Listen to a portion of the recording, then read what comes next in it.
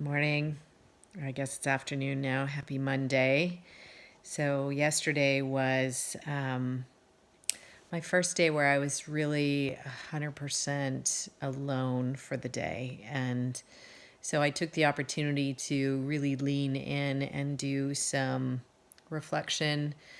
Spent a lot of time outside with my feet on the ground, connecting to the mother, taking in the groundedness and the energy of that. So just want to say, if you ever have those moments where you feel like you're really struggling, it's one of the best things you can do is go and just plant your bare feet on the earth. And we carry so many energies and ions and magnetized energy from our devices, from our emotions, from everything. And the earth has a different charge.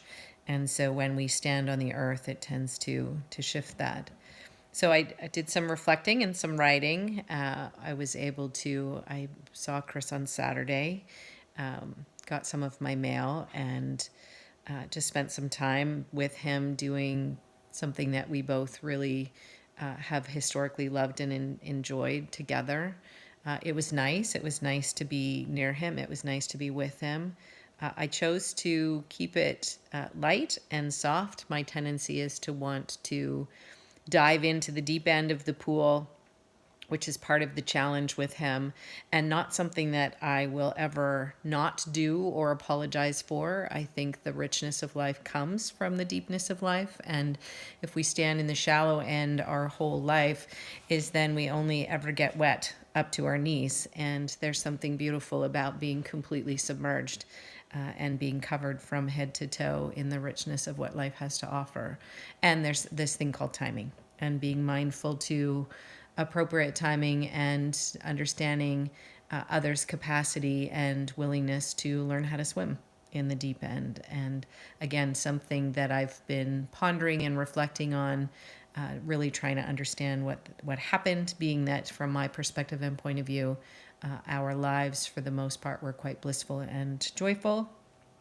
Really trying to understand his perspective and point of view, and realizing that I swim in the deep end all the time, and he thought he understood what swimming in the deep end was all about, and found himself having difficulty and feeling like he was trying to breathe underwater. So being mindful and respectful to that, and just enjoying spending some time with him, and feeling somewhat encouraged that perhaps with some energy and some effort, there's a new possibility, and also continuing to move forward in the reality of what is. There's a lot of us that live in the past, and when you live in the past, you often live in guilt, remorse, shame, struggle. When you live too far in the future, you live in uncertainty, fear, and worry. The only moment there really is this one.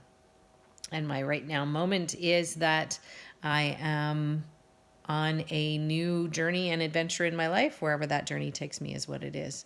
So I was also really focusing on recognizing that my current situation really isn't an indictment or even an indicator of who I am. It's a signal of my current vibration. So I'm a big fan of Esther Hicks, who channels Abraham, and he talks about often is that everything that's coming at us at this particular moment in our life is a direct mirror of the vibration that we're hanging out in. And so if we want to be willing to grow and understand our from an accountable perspective and point of view, then we need to recognize our current situation is exactly a reflection of where we're vibrating at.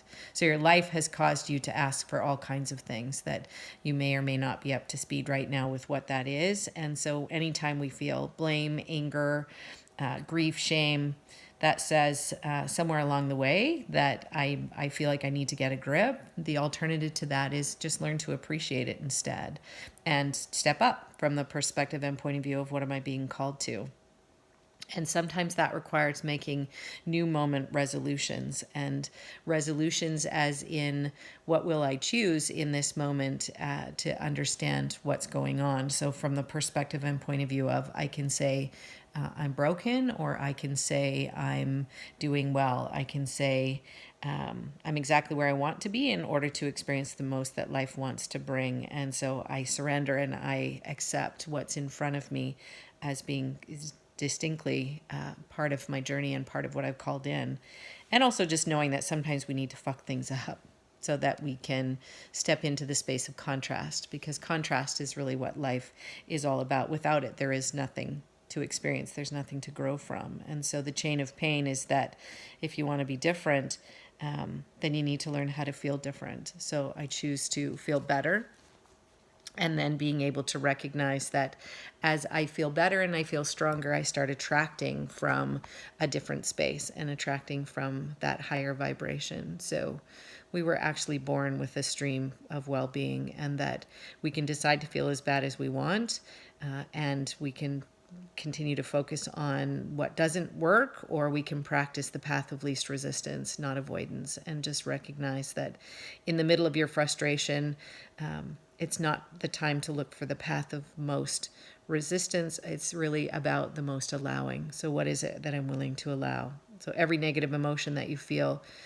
is really just an indicator that you're in resistance, and that we know that resistance breeds resistance, or what I resist persists. And so what does it mean to step into the state of allowing, which is I allow for whatever it is that I've created and am creating, and recognize that for me to shift that, I may need to shift my vibration.